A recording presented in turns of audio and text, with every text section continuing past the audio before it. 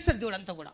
మోషే కూడా బంధింపబడి ఉన్నాడు. మోషే కూడా ఎట్లా బంధింపబడ్డాడంటే, ఆయనకు 40 సంవత్సరాలు ఉన్నప్పుడే మోషకు తెలుసు నా ద్వారా దేవుడు కార్యం చేస్తాడని.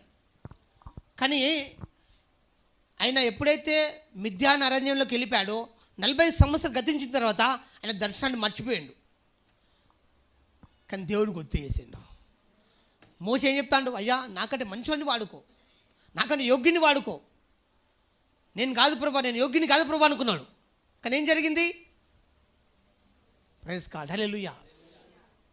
దేవుడు మోషేని పంపించాడు. ఆయన ఆలోచన విధానం మార్చేశాడు. ఆయన ఆలోచన విధానం విశాలతపరిచాడు. హల్లెలూయా.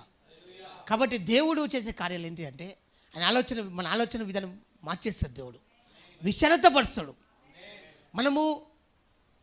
మనము పెద్దగా ఆలోచించే విధంగా దేవుడు చేస్తాడు. ఎందుకంటే దేవుడి ఆలోచనలు గొప్పవి.